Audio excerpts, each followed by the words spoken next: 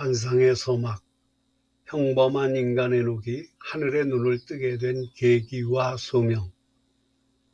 여러분 안녕하십니까? 오늘 우리가 함께 뛰어들 시공간은 인류의 역사상 가장 어둡고도 기괴했던 타락의 절정기이자 다가올 파멸의 그림자가 온 대지를 짓누르던 대홍수 이전의 지구입니다.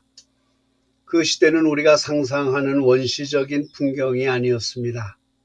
가인의 후예들이 쌓아올린 거대한 도시들에서는 밤낮 없이 붉은 화로가 타오르며 사람을 죽일 날카로운 철기 무기들이 쏟아져 나왔고, 탐욕에 찌든 인간들은 스스로를 신이라 여기며 끝없는 쾌락과 폭력의 축제를 벌이고 있었습니다.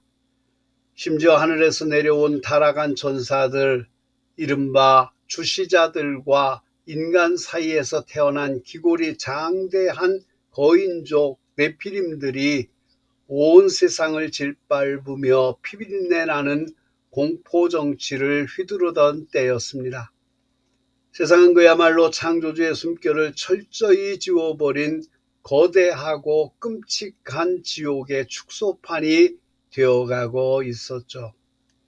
그런데 이 미쳐버린 세상의 한가운데 너무도 이질적이고 고독한 한 남자가 살고 있었습니다. 그의 이름은 바로 에녹입니다. 아담의 7대 손이자 무두셀라의 아버지였던 에녹. 그는 세상을 호령하는 위대한 용사도 아니었고 거대한 성벽을 쌓아올린 권력자도 아니었습니다. 그저 흙을 받고 가족을 부양하며 살아가는 지극히 평범한 한 명의 인간이었습니다. 하지만 에녹의 내면은 결코 평범하지 않았습니다. 세상 사람들이 피 묻은 고기를 뜯으며 승리에 취해 환호할 때 에녹의 가슴은 깊은 슬픔과 고뇌로 갈기갈기 찢어지고 있었습니다. 그의 영혼은 세상의 타락을 견디지 못할 만큼 순수하고 예민했습니다. 밤이 되면 들려오는 이웃들의 비명, 힘없는 자들의 짓밟는 거인들의 발소리, 창조주를 향한 불경스러운 조롱의 노랫소리들이 에녹의 귓가를 파고들 때마다 그는 숨을 쉴 수조차 없는 영적인 질식감에 시달렸습니다. 오 거룩하신 창조주여, 어찌하여 인간이 이토록 끔찍한 시면으로 떨어졌나이까? 당신께서 생기를 불어넣으신 이 아름다운 대지가 어찌하여 이토록 역겨운 피와 탐욕으로 물들어야만 한단 말입니까? 진정 당신은 우리를 버리셨나이까? 이 무겁고도 서글픈 탄식을 품은 채 에녹은 종종 사람들의 눈을 피해 아무도 찾지 않는 높고 황량한 산의 정상으로 홀로 올라가곤 했습니다. 세속의 끈적한 피비린내를 피해 오직 창조주의 침묵만이 존재하는 텅 빈 하늘을 마주하기 위해서였죠. 그 운명적인 날도 마찬가지였습니다. 에녹은 무너져 내리는 마음을 부어잡고 험준한 바위산을 오르고 또 올랐습니다. 발바닥이 찢어지고 숨이 턱끝까지 차올랐지만 그의 영혼은 육신의 고통보다 세상의 죄악으로 인해 더 깊이 피 흘리고 있었습니다. 산의 최정상, 구름의 장막마저 발 아래로 깔리는 그 아득하고 고립된 장소에 무릎을 꿇는 에녹은 흙먼지 투성인 얼굴을 거친 바위에 비비며 통곡하기 시작했습니다. 그것은 단순히 세상을 향한 원망이 아니었습니다. 타락해가는 인류를 향한 찢어지는 듯한 애끓는 연민이자 창조주의 빛을 갈구하는 처절한 영혼의 부르짖음이었습니다. 그렇게 얼마나 시간이 흘렀을까요? 에녹의 기도가 우주의 경계를 넘어 창조주의 보좌에 닿은 바로 그 순간이었습니다. 갑자기 세상의 모든 소리가 차갑게 얼어붙었습니다. 바람이 바위를 스치는 소리도, 산 아래에서 희미하게 들려오던 짐승들의 울음소리도, 심지어 에녹 자신의 거친 심장 박동 소리마저도 무의 공간으로 완전히 빨려 들어가 버렸습니다. 완벽하고도 압도적인 소름 끼치도록 거룩한 우주적 침묵이 에녹을 강하게 짓눌렀습니다. 그리고 그 숨막히는 침묵의 한가운데서 인간의 언어로는 도저히 형언할 수 없는 기이하고도 찬란한 빛이 벼락처럼 터져나왔습니다. 그것은 태양빛처럼 뜨겁게 살갗을 태우는 물리적인 빛이 아니었습니다. 영혼의 가장 깊은 곳, 뼛속의 골수까지 꿰뚫고 들어오는 차갑고도 투명한 신성의 광채였습니다.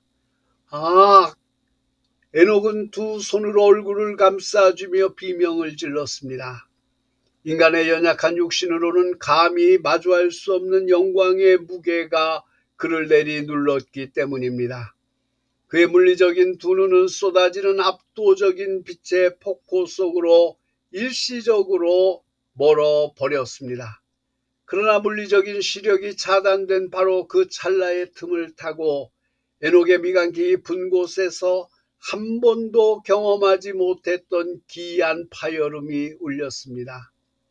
마치 오랫동안 굳게 닫혀있던 무거운 청동문이 산산조각나며 부서지는 듯한 감각, 육신의 눈이 잠긴 자리에 차원과 공간을 꿰뚫어 보는 새로운 동공, 즉 하늘의 눈이 맹렬하게 뜨이는 경이로운 순간이었습니다.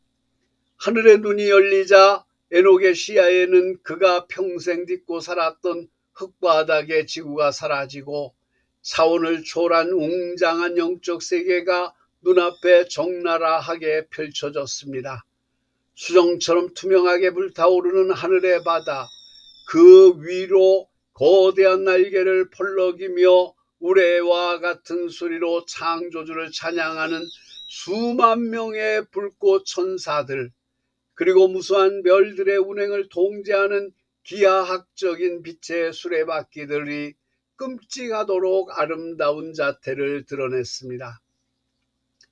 평범한 농부였던 인간 에녹은 이제 3차원의 한계를 완전히 벗어나 우주에 숨겨진 뼈대와 천상의 웅장한 메커니즘을 두 눈으로 직접 목도하는 최초의 인간이 된 것입니다. 인간의 감각이 감당하기엔 너무도 벅찬 경이로움에 에녹의 몸이 사시나무처럼 떨리고 있을 때 그 거대한 빛의 폭풍 한가운데서 1000개의 폭포수가 한꺼번에 쏟아지는 듯한 장엄하고도 자애로운 절대자의 음성이 그의 귓가를, 아니 그의 영혼 전체를 뒤흔들며 울려 퍼졌습니다. 일어나라 에녹아, 내 마음에 합한 자여, 나의 슬픔을 너의 슬픔으로 안고 통곡하던 자여. 그 목소리는 너무도 크고 두려웠으나 동시에 어머니의 품처럼 따스하고 위로가 넘쳤습니다. 에녹은 엎드린 채 떨리는 목소리로 간신히 입을 열었습니다. 주여, 저는 진흙으로 지어진 연약하고 미천한 자이옵니다. 어찌하여 저 같은 벌레에게 이토록 감당치 못할 하늘의 영광을 보이시나이까. 절대자의 음성이 다시 한번 빛의 파도를 타고 에녹의 심장 깊숙이 꽂혔습니다. 내가 스스로를 가장 미천하다 여기기에 내가 세상의 오만한 자들처럼 거짓된 피와 권력을 탐하지 않았기에 나는 너를 나의 눈과 입으로 삼을 것이다. 이제 너의 영안이 열렸으니 너는 더 이상 땅의 필멸자가 아니라 영원한 하늘의 비밀을 기록하는 의의 서기관이 될 것이다. 거룩한 소명이 주어지는 순간이었습니다. 창조주는 에녹에게 다가올 세상의 무서운 심판, 즉 대홍수의 계획을 모두 보여주셨습니다. 뿐만 아니라 천상에서 반역을 일으키고 인간 세상에 내려와 죄악을 퍼뜨린 타락한 천사들에게 내려질 영원한 불못의 저주까지도 남김없이 보여주셨습니다. 가라 에녹아, 산을 내려가 타락한 천사들과 오만한 인간들에게 나의 맹렬한 진노와 심판을 선포하라. 그리고 그들이 멸망하는 그날까지 너는 나와 함께 영원한 동행의 길을 걸을 것이다.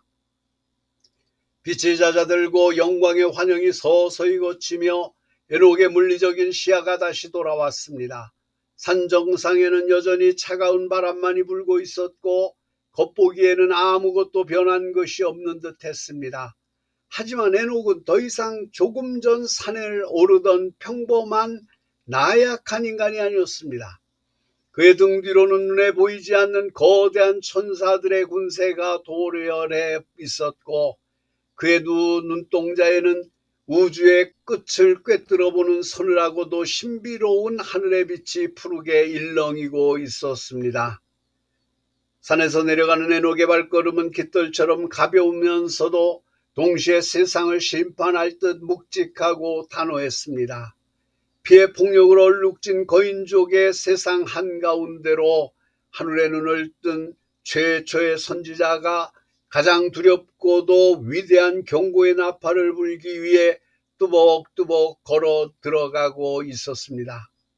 신과 인간이 완전히 단절되었던 그 참혹한 절망의 시대에 인류 역사상 유일하게 무려 300년 동안 창조주와 함께 산책하며 동행하게 될 한 남자의 경이로운 전설이 바로 이 척박한 바위산 정상에서 장엄하게 그 서막을 올린 것입니다. 구독과 좋아요 부탁드립니다. 다음 시간에도 신비로운 전설로 찾아뵙겠습니다.